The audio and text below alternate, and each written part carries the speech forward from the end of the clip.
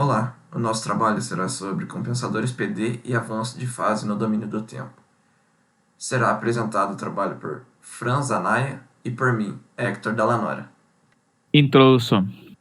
Um problema de controle consiste em determinar uma forma de afetar um dado sistema físico de modo que seu comportamento atenda às especificações de desempenho previamente estabelecidas. Como normalmente não é possível alterar a estrutura funcional do sistema físico em questão, a satisfação das especificações de desempenho é atingida mediante o projeto e implementação de controladores, como também chamados compensadores. Controle proporcional P. A razão entre a saída e a entrada do compensador é chamada de ganho proporcional K. Quanto maior for o ganho do compensador, menor será o erro de estado estacionário. Contudo, o tempo de acomodação aumenta, tendendo em certos casos a desestabilizar o sistema. O inverso acontece quando se reduz o ganho. Um compensador deste tipo, como não acrescenta polos nem zeros ao sistema principal, representa apenas um ajuste no seu ganho original. Algumas características que temos é que é um amplificador com ganho ajustável, K. O aumento de K diminui o erro de regime. Em geral, o aumento de K torna o sistema mais oscilatório, podendo instabilizá-lo, e melhora o regime e piora o transitório, sendo bastante limitado. Aqui podemos ver um exemplo de um sistema de malha fechada, onde temos que o controlador P como K e um GS genérico. Também temos que o erro é igual a o sinal de saída menos o sinal de entrada menos o sinal de saída. E se fossem iguais, o erro vai dar zero. Também temos o erro estacionário, no qual, se o K tender para o infinito, o erro estacionário será zero.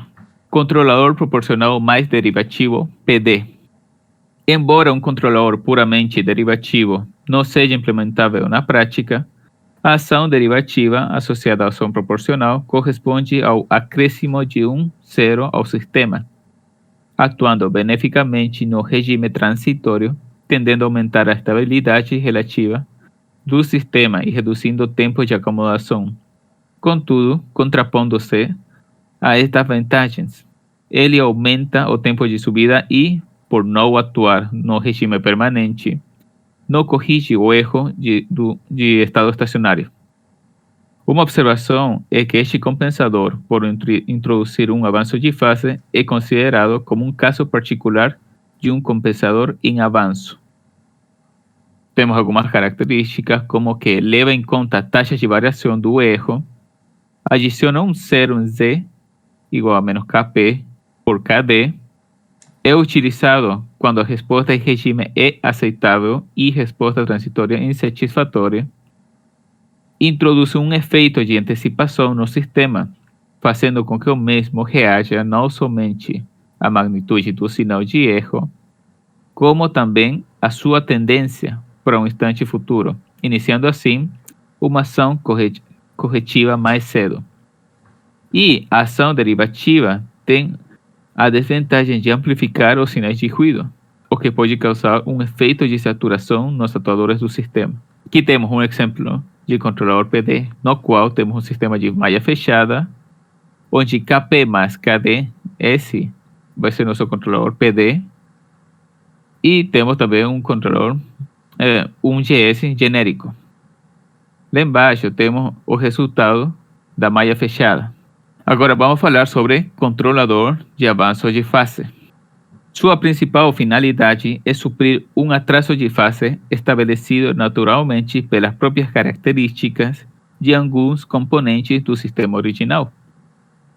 Este tipo de compensação permite remodelar o lugar das raízes de maneira a obterem-se polos dominantes desejados em malha fechada.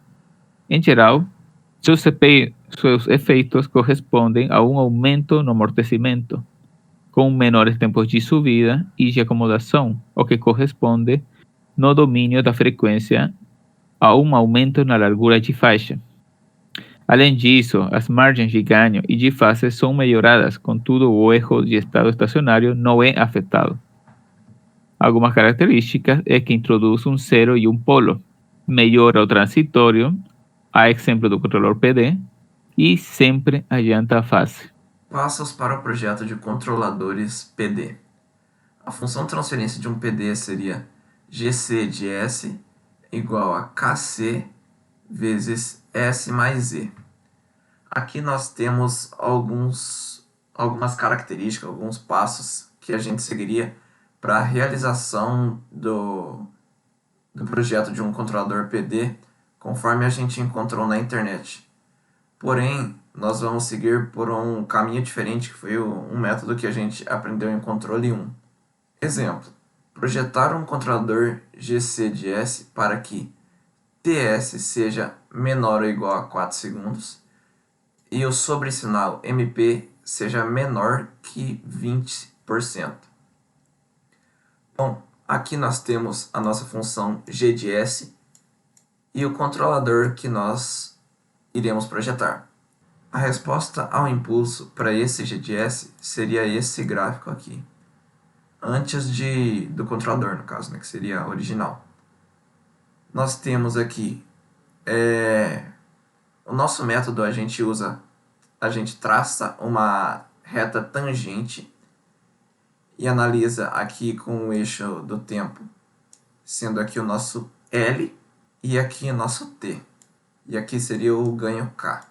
Bom, e segundo Ziegler-Nichols, a gente tem essa norma deles aqui, que tem um tipo de controlador P, PI e PD. Mas em uma pesquisa aprofundada, a gente conseguiu encontrar também para o PD. Para o PD, o nosso KP seria 1,6 T sobre L. O nosso TI tenderia a infinito, porque assim, se o TI aqui tender a infinito, o nosso KI aqui seria zero. E o nosso KD para o PD seria igual o TD para o PID, que seria 0,5 L.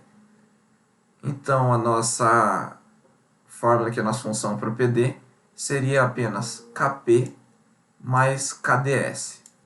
Para este primeiro gráfico, foi obtido um Kp de 2,93 e um Kd de 0,196. Porém, não pôde satisfazer as exigências do exercício, que seria um TS de no máximo 4 segundos aqui e um sobresinal de no máximo 20%.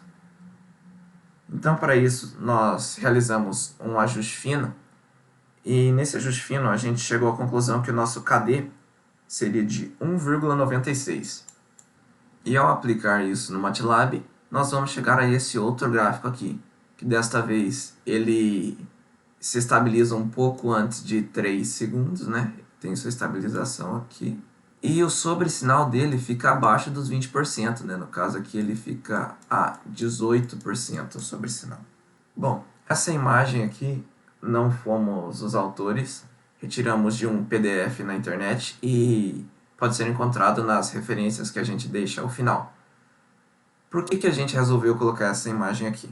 Nosso sistema inicial, que foi o sem o compensador, ou sem o controlador, seria o comportamento dessa curva em marrom aqui, que é um sistema não amortecido. Pode ser visto nessa nossa curva em laranja aqui.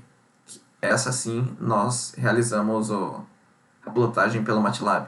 A nossa curva em azul aqui teria o comportamento de uma curva subamortecida, onde o Xi é menor que 1, como o encontrado quando o nosso KD foi de 0,196. Pode ser visto nessa curva aqui em amarelo.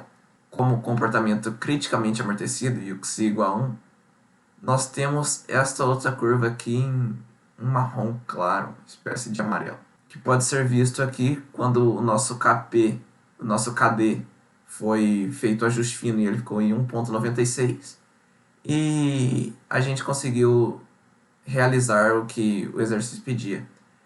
Aqui, como vocês podem ver, o nosso tempo foi de aproximadamente 2,57, o tempo de estabilização após o ajuste fino.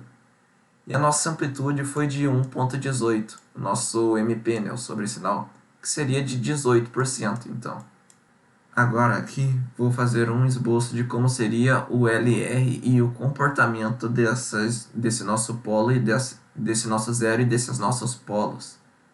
Bem, o zero ele atrai o polo, né? Então o comportamento dele seria parecido com isso. Para atrair um polo, enquanto o outro polo ele chegaria no mesmo local aqui, porém ele explodiria no infinito aqui, né? Essas são as nossas referências.